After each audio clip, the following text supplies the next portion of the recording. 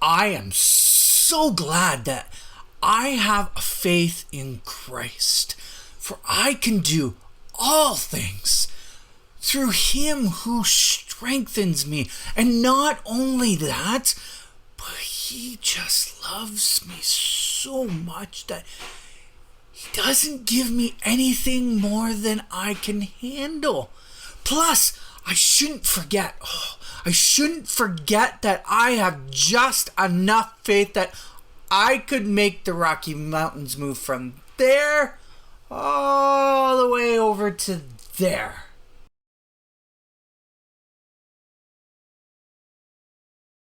Okay, that last one was a bit of a stretch. Most believers realize Jesus wasn't talking about physical mountains being moved. Instead, he was referring to the major obstacles in our life. However, at times, that verse, Matthew 17:20, has often been taken out of context. Now, at this point, I should take out a little mustard seed and show you how small it is and compare our faith to its size. But we're missing the point. It's not a matter of how big or how small your faith is. We shouldn't be taking this literally as much as we don't try to move physical mountains. You just need faith.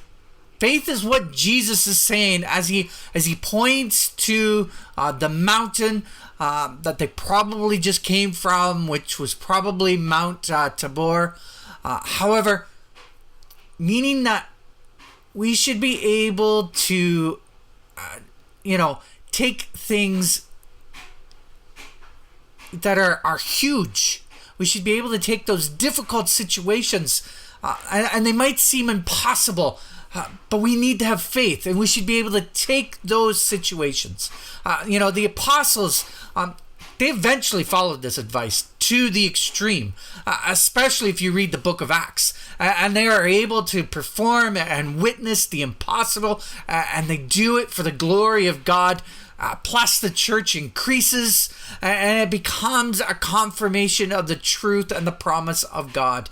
But before I get too much further in my superstitious faith, as I'm calling it, I just want to introduce myself in case you've just clicked on this video. You have no idea what I'm talking about, but I'm Jamie Greenwood.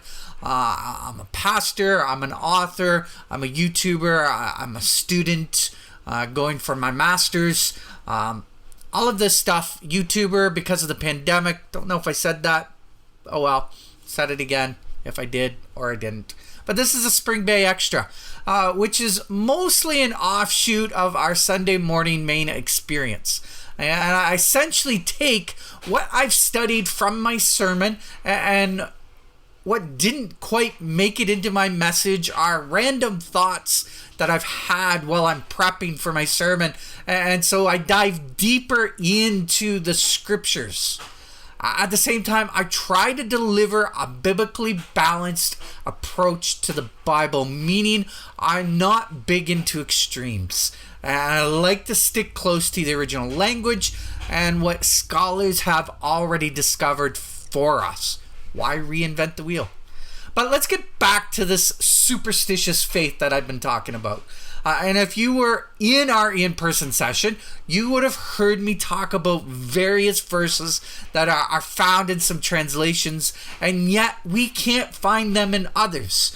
Now, I've had many discussions on this topic before, and when this happens, people often refer to Revelation 22:18 and 19, where it says, "I warn everyone who hears the words of the prophecy of this book. If anyone adds to them, God will add to them with plagues described in this book. And if anyone takes away from the words of the book of this prophecy, God will take away his share in the tree of life and in the holy city, which are described in this book." However, this is not what is happening.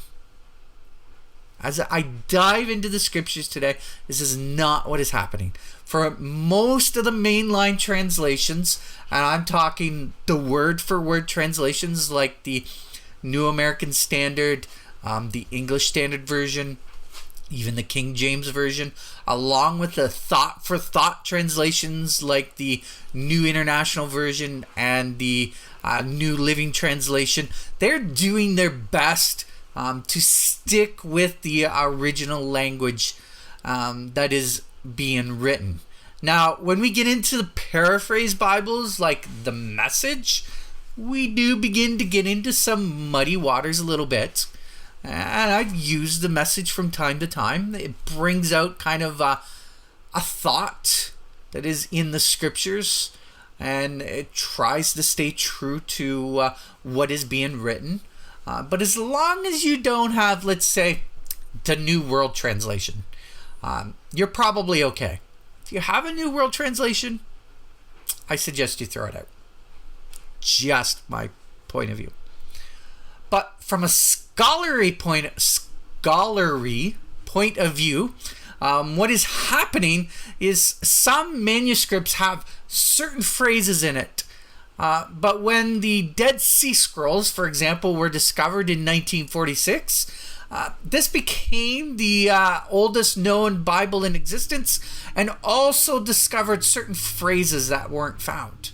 For example, let's talk about the pool of Beseda in John 5.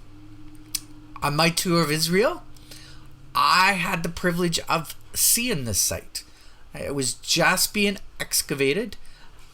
Before it was open to the public, us ministers got to go in and see what was happening. And is in this account, as we're going to be looking at it in John 5, that Jesus heals a paralyzed man who is just laying near the pool. However, he wasn't the only one, and we get a little bit of insight. Now, as we look at this, we need to remember the New King James Version is based on a translation made in 1611. This version was started in 1975 with about 130 biblical scholars, pastors, theologians, and was eventually finished in 1982. So they took their time. They did include the Dead Sea Scrolls into the New King James Version, but they did not remove anything out of the original translation of the King James, which is why when we look at verse 4,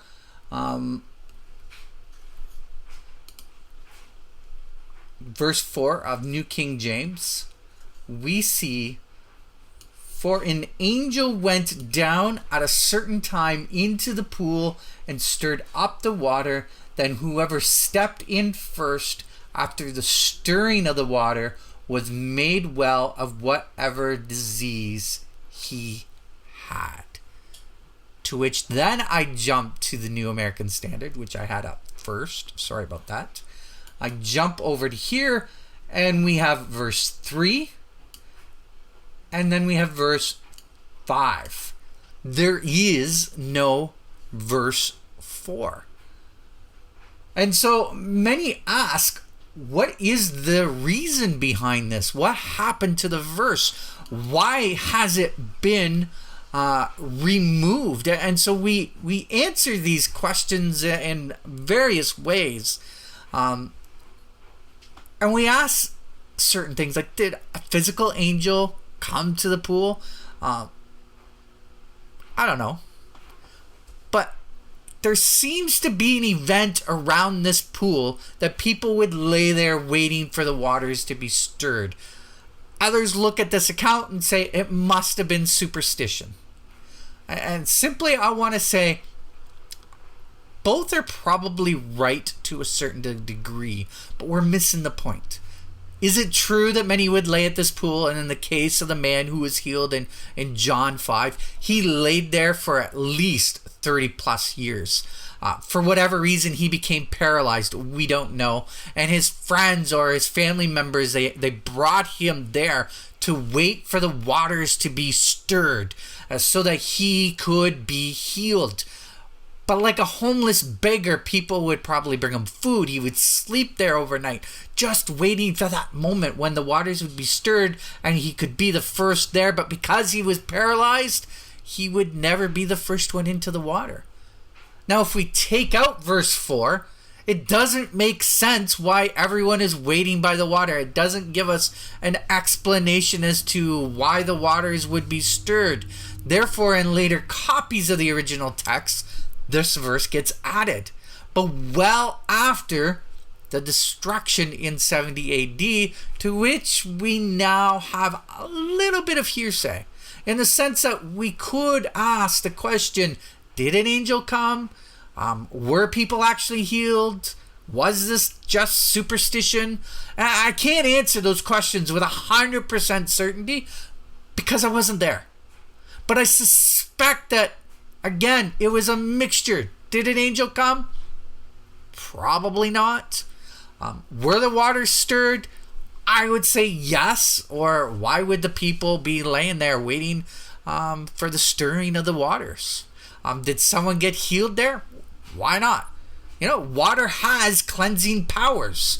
And the lack of medical knowledge during this time period, it could have made it, if somebody made it to the water first and they had a minor illness, they might have been cleansed, healed of certain diseases, while people with major problems, like somebody who's paralyzed in this situation, would have remained at the pool because they technically wouldn't have been first.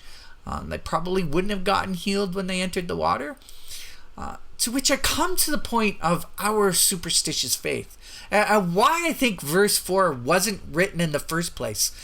Nothing miraculous was actually happening at this pool.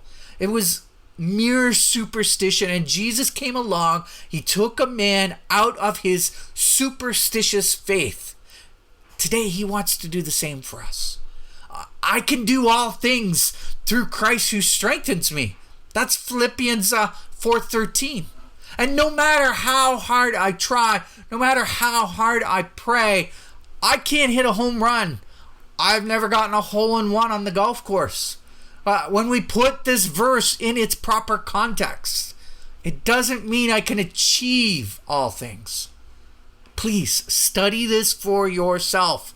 Read the verses before it, after it, and discover what it means to endure all things with contentment, good or bad, through Christ who strengthens us. That's just in a nutshell what that verse actually means when you read what's before it, what's after it. Let's read the whole thing, not just taking a verse and applying it to our lives. Then lastly, we hear this phrase that God will not give you more than you can handle. Oh, that's so not true. In my ministry, I've seen parents who have lost their children to death for whatever reason. No parent can handle that. God didn't do that. God didn't take them. He simply receives them in that moment. So whenever you hear that phrase, God will not give you more than you can handle, it's baloney. It's not true. This is superstitious faith at its best. Nowhere in the Bible, I repeat, nowhere in the Bible does it say this. The closest we find this is in 1 Corinthians 10:13, where we are told in the midst of temptation, God will give us a way of escape. Therefore, let us ground our faith, realizing that yes, God can do the impossible. I believe that 100%. But oftentimes he doesn't work the way we think or the way we want him to. So may we study the Word of God in its proper context and do our part to show Christ-like behavior in this world.